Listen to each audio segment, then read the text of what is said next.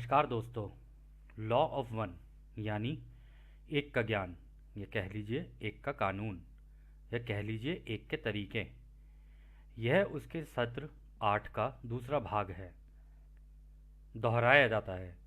इस किताब के द्वारा दी गई सभी जानकारियाँ और सूचनाएं आप जान भी सकते हैं, मान भी सकते हैं, नज़रअंदाज भी कर सकते हैं और सिरे से खारिज भी कर सकते हैं। तो दोस्तों, इससे पहले हम आगे बढ़ें, एक सवाल था जो पिछले सत्र में छूट गया था, तो उस सवाल से हम शुरुआत करते हैं, फिर आगे बढ़ेंगे। तो वह सवाल था कि डॉन पूछते हैं, इन विमानों की सबसे तेज गति क्या है? तो रा कहते हैं, इनकी गति तुम्हारी धरती की ऊर्जा को यदि 2 बार गुणा कर दे तो उतनी है। यह ऊर्जा बदलती रहती है। जिसको तुम रोशनी की गति बोलते हो, यह उसकी आधी है। ये इसलिए है कि इसके आकार अभी ठीक नहीं हैं। तो दोस्तों, इसके आगे हम इसी सत्र को आगे बढ़ाते हैं जहाँ से ये छूटा था। तो अगला सवाल डॉन करते हैं, उन्होंने चार्ली हिक्सन के साथ क्या किया जब वो उनको अपने विमानों में लेकर गए? तो रा कहते हैं, वो उसके अनुभवों को जानना चाहते थे, जिसको तुम युद्ध बोलते हो, क्योंकि वो तुम्हारी आर्मी में था। तो अगला सवाल डॉन कहते हैं, उन्होंने इसका इस्तेमाल कैसे किया? तो रा कहते हैं, ऐसे मानकर चलना कि एक सभ्यता है जिसे सिनेमा या फिल्म देखना अच्छा लगता है। उनको एक हीरो की भावनाओं और अनुभवों को देखना अच्छा लगता है। इन अनुभवों को वो चार्ली से सीखना चाहते थे, क्योंकि उनको तुम्हारी आर्मी में हीरो माना जाता था। तो डॉन कहते हैं, क्या चार्ली भी इसी सभ्यता का हिस्सा थे जो यहाँ जन्मे थे? तो रा कहते हैं, नहीं, चार्ली का इस सभ्यता से कोई लेना देना नहीं था। तो फिर डॉन कहते हैं, क्या वो उससे युद्ध के अनुभवों को सीखना चाहते थे? तो रा कहते हैं, हाँ, तुम ठीक कह रहे हो। तो अगला सवाल डॉन करते हैं, क्या ये सभ्यता के लोग दिखने में साधारण से हमारे जैसे थे? क्योंकि चार्ली के बयान से तो वो दिखने में अलग लग रहे थे। तो रा कहते हैं, वो बिल्कुल वैसे ही थे दिखने में जैसे कि उनका ग्रह और वहाँ के लोग दिखने में लगते हैं। हर ग्रह के लोग दिखने में अलग हो सकते हैं, जैसे कि तुम इस मिट्टी, पानी और अन्य कणों से बने हो, वैसे ही वो अपने ग्रह के कणों से बने हैं। हालांकि वो तुमसे दिखने में ज़्यादा अलग नहीं थे। जब हम भी तुम्हारे बीच में आए थे तो तुम्हारे जैसा रूप धर कर आए थे। यदि हम अपनी असली रूप में आते तो दिखने में रोशनी के जैसे लगते। तो डॉन कहते हैं, जो चार्ली से मिले थे वो किस घनत्वता के थे? तो रा कहते हैं, वो भी तीसरी घनत्वता के ही थे, परंतु विकास और अनुभवों में तुमसे काफ़ी आगे थे। यह समझना जरूरी है कि वो चार्ली को ये समझाने आए थे कि उसके जन्म से पहले वो दूसरों की सेवा का वचन या संकल्प लेकर आया था, परंतु यहाँ वो युद्ध क्षेत्र में दूसरों की जान ले रहा है। तो डॉन कहते हैं, इन लोगों का घर या ग्रह कहाँ है? तो रा कहते हैं, यह सीरियस आकाशगंगा के हैं। तो दोस्तों, सीरियस गैलेक्सी के लोगों भी हमारी तरह ऑलमोस्ट काफ़ी हद तक हमारी तरह ही देखने जैसे के हैं, परंतु उनकी यदि अगर आपको जानना है कि वो दिखने में कैसे है, तो जैसे हमारी नाक होती है ना, उनकी नाक ऐसी होती है बट हल्की सी चपटी सी होती है। बट इतने बड़े बड़े, जैसे हमारी नाक होती है ना, इतने बड़े बड़े वो होते हैं, नाक में छेद इतने बड़े बड़े नहीं होते। और जैसे हमारे कान होते हैं ना, तो हमारे कान तो बड़े होते हैं, उनके कान बड़े नहीं होते। जितना हमारे कान का छोटा सा हिस्सा है ना, मतलब जितने में से हमें सुनाई देता है, उससे हल्का सा और बड़ा कर लो, बस इतना ही है। और जो इनके होंठ होते हैं ना, वो ऐसे होते हैं कि जैसे किसी ने छोटे से बच्चे के होंठ हों और उसके ऊपर लिपस्टिक लगा दी हो, इस तरीके के इनके वो होते हैं। और आंखें बिल्कुल ऐसे होती हैं जैसे बादाम होता है ना, बादाम बादाम की शेप के होते हैं। और सुंदर सुंदर आंखें होती हैं, अलग अलग रंग की होंगी पर सुंदर सुंदर आंखें। और जो इनकी भौहें होती हैं वो क्या कहते हैं, बहुत ही हल्की होती हैं। और जो बाल होते हैं, वो बाल भी बहुत ही हल्के, बहुत ही कम, क्योंकि वो ज़्यादातर मेडिटेशन वगैरह ये सारी चीज़ें करते हैं, तो वो ज़्यादा रखते नहीं बाल सर के ऊपर, कम ही हल्के हल्के छोटे छोटे बाल रखना पसंद करते हैं। और हाँ, दाढ़ी वाड़ी नहीं होती उनकी, वो बड़े साधारण किस्म के होते हैं। परंतु कपड़े वपड़े अगर आप उनके देखोगे तो वो कपड़े ऐसे नहीं बनाते हैं। उनका कपड़े बनाने का तरीका ये है कि जैसे मान लो इसी हवा में, उनको पता है कि इसी हवा में सब कुछ है, रचयिता ने सारी चीज़ें डाल रखी हैं। तो एक उनकी कोई जगह होगी, वहाँ जाएंगे, वहाँ खड़े होंगे, उस हवा के अंदर से ही सारे जो कण होंगे ना एक जगह इकट्ठे होकर इनके शरीर पे बन जाएंगे और एक कपड़े का रूप धारण कर लेते हैं। और वो जो कपड़े होते हैं ना वो शरीर पे एकदम इतने टाइट होते हैं, इतने टाइट होते हैं, टाइट मतलब बिल्कुल शरीर से लग जाते हैं, आपको पता ही नहीं चलेगा कि कपड़े हैं भी या नहीं भी हैं। मतलब ऐसा लगेगा जैसे कभी कभी हम जिम जाते हैं तो जिम जाते हुए वो एकदम टाइट फिटिंग कपड़े नहीं पहन लेते, वैसे कपड़े होते हैं। तो आप हमसे पूछेंगे कि हमें कैसे पता है, तो हम कहेंगे सब उस अनंत रचयिता की माया है, बस पता है। तो अगला सवाल डॉन करते हैं। सबसे ज़्यादा चौंकाने वाली जानकारी जो मुझसे विश्वास करनी भी मुश्किल हो रही है कि हमारे अमेरिका के पास इतने घातक 573 विमान हैं। हमारी सरकार में कितने लोगों को इसकी जानकारी है और कितने लोगों की इसकी जानकारी नहीं है? तो रा कहते हैं अभी तक करीब 1500 लोगों को इसकी जानकारी है और यह अंक बढ़ रहा है। जैसे जैसे और लोगों को यह पता चलता जा रहा है वैसे वैसे यह अंक भी बढ़ता चला जा रहा है। दोस्तों अब तो ये काफ़ी लोगों को पता चल गया है, तो इसमें कोई ऐसा है नहीं, क्योंकि जब से स्टीवन ग्रियर और उनके अलावा और भी कई लोग हैं जिन्होंने बाहर आके अपनी टेस्टिमनी दी है कि हाँ ऐसा है, तो अब काफ़ी लोगों को इसका पता चल चुका है। जैसा कि हमने कहा था कि 100 करोड़ लोगों को तो इसके बारे में पता ही है, अब उससे ज़्यादा ही बल्कि। अभी आपके ऊपर है कि आप उन 100 करोड़ लोगों में से हो या नहीं हो, या आपकी इच्छा पर आधारित है। तो डॉन कहते हैं ये विमान कहाँ बनाए गए? तो रा कहते हैं ये दो ठंडे रेगिस्तानी जगहों पर बनाए गए हैं।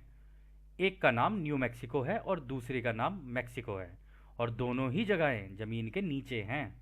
तो डॉन कहते हैं क्या आप सच कह रहे हैं कि इसका निर्माण मैक्सिको में हुआ है? तो रा कहते हैं हाँ यह ठीक है। यह हम तुम्हें बताना चाहेंगे कि ये जानकारी हालांकि काफ़ी खाली खाली सी है और इसका महत्व एक के ज्ञान के आगे कुछ भी नहीं है। हालांकि यह सब हम ध्यान से देख रहे हैं कि तुम्हारी कटाई शांति से और प्यार से हो जाए और ज़्यादा दिक्कतें ना आए। तो दोस्तों अगर ये कह रहे हैं ना कि आपकी कटाई शांति से और प्यार से हो जाए, तो ज़रूर इनको कुछ ऐसा पता है कि शायद हम दिक्कत में आने वाले हैं या दिक्कत में हैं। तो डॉन कहते हैं हाँ मैं जानता हूँ कि ये जानकारी एक के ज्ञान के आगे कुछ भी नहीं है, परंतु यह इतनी चौंकाने वाली बात है कि मुझे तो तुम पर भी विश्वास नहीं हो रहा है। अभी तक तो मैं आपकी सभी सभी बातें मान रहा था, जान रहा था, परंतु ये बहुत ही ज़्यादा चौंकाने वाली है। हमारी सरकारें हमसे इतना बड़ा झूठ कैसे बोल सकती हैं और इतनी बड़ी बात कैसे छुपा सकती हैं कि 27 साल से ऐसे घातक अंतरिक्ष विमान उनके पास हैं। मुझे माफ़ करना मेरे भाई कि मैं ऐसे बर्ताव कर रहा हूँ, परंतु मैं अपने काम में ईमानदार रहूँगा। यह मेरी निष्ठा है। यह अभी भी मुझसे विश्वास करना मुश्किल हो रहा है कि हमारे देश ने पड़ोसी देश मेक्सिको में ये बनाए हैं। अगर मैं गलत नहीं हूँ तो आप ये कह रहे हैं कि ये हमारे लोगों ने बनाए हैं और मैं इनमें बैठकर घूम भी सकता हूँ। क्या ये कहना सही है? तो रा कहते हैं नहीं, यह कहना गलत है। तुम इसमें नहीं बैठ सकते हो। यह तो अमेरिका ने हथियार की तरह इस्तेमाल करने के लिए बनाए हैं। तो डॉन कहते हैं तो इसका मतलब इसमें कोई इसे बैठकर नहीं चलाता है, तो इसमें कोई पायलट नहीं है ना? तो रा कहते हैं हाँ यह सही है। तो डॉन कहते हैं तो ये चलाए कैसे जाते हैं?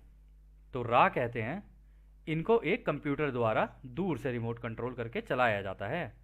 तो दोस्तों ये 1981 की बात है कि दूर से रिमोट कंट्रोल से क्राफ्ट चलाए जाते हैं। तो यानी ड्रोन्स की जो टेक्नोलॉजी जो अब हमारे हाथ में है वो 1981 में हो चुकी थी, या कह लो उससे पहले, क्योंकि ये तो कह रहे हैं ना उससे भी 27 साल पहले ये टेक्नोलॉजीज थी।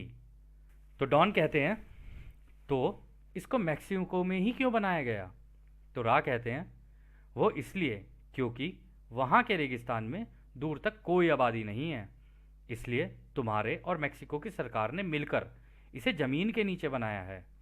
मेक्सिको की सरकार के ऑफिसरों को ये नहीं पता था कि ये किस जगह और किस काम के लिए इस्तेमाल होंगी, क्योंकि उनको लगा था कि यह जगह वैज्ञानिक तरीकों के प्रशिक्षण द्वारा जीवाणु, बैक्टीरिया और वायरस फैलाने वाले हथियार बनाने के लिए की गई थी।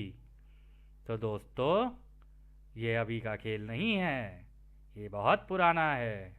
जय हो अनंत रचयिता की जय हो।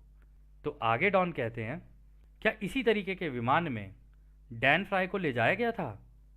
तो रा कहते हैं, नहीं, डैन फ्राई की सोच को हमने उसकी ध्यान अवस्था में अपने विमान में बैठाया था, ताकि हम उसे वो जानकारियां दे सकें कि रचयिता की अनंत बुद्धिमानिता का इस्तेमाल अनंत ऊर्जा का कैसे पता लगा सकते हैं और अपने लोगों की मदद कैसे कर सकते हैं।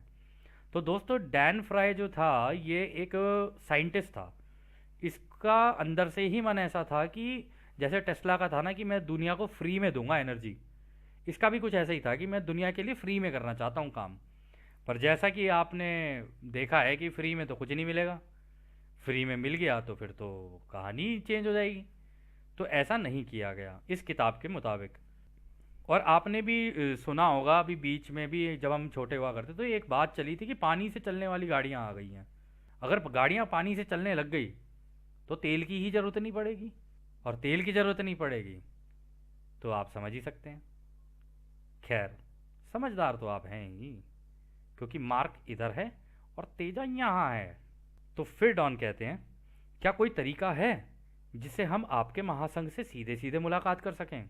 तो रा कहते हैं, हम पहले भी तुम्हारे लोगों से मिले हैं और हमारे अनुभव कुछ ऐसे हुए हैं कि हमने पीछे हटना ही ठीक समझा। इसलिए हमने ये ध्यान अवस्था में दिमाग से दिमाग द्वारा बातचीत का जरिया इस्तेमाल किया। तुमको अपने विमानों में ले जाना इस समय को देखते हुए ठीक नहीं है। अभी जिस तरह से हम बात कर रहे हैं वही अभी के लिए बिल्कुल ठीक है। तो यह आखिरी सवाल है जो डॉन करते हैं। हमने जो इतने सवाल आपसे अपनी सरकारों के विमानों के बारे में किए हैं, उनका कारण यह है कि यदि हमने ये इस किताब में डाले तो यह हमारे लिए काफ़ी दिक्कतें पैदा कर सकते हैं। हम सोच रहे थे कि इस हिस्से को पूरा ही अभी के लिए इस किताब से हटा दें। क्या हम ऐसा कर सकते हैं? ये जो विमान आपने बताए हैं, इनका डायमीटर कितना होगा? डायमीटर मतलब गोल अगर विमान है तो कितना होगा, मतलब चौड़ाई लंबाई कितनी होगी? तो रा कहते हैं, पहले सवाल के जवाब में हम ये कह सकते हैं कि आपको जैसा ठीक लगे आप कर सकते हैं, क्योंकि यह आपकी आज़ादी है। और दूसरे सवाल के लिए हम कहेंगे कि अभी तक काफ़ी मॉडल बदले हैं, तो लगभग ये विमान 22 फीट के हैं। तो दोस्तों, उस ज़माने में 22 फीट के अब तो स्टेडियम के साइज़ के हो गए होंगे, अगर अंदाज़ा लगाया जाए तो। और किस लिए किए गए हैं ये आप बता ही दिया है रा भैया ने। तो खैर, जो भी है, यह सत्र आज के लिए यहीं समाप्त है। अब हम आपको उस अनंत रचयिता के प्रेम, रोशनी, शक्ति और शांति में छोड़कर चलते हैं। धन्यवाद भाइयों। आदने आदने वासु।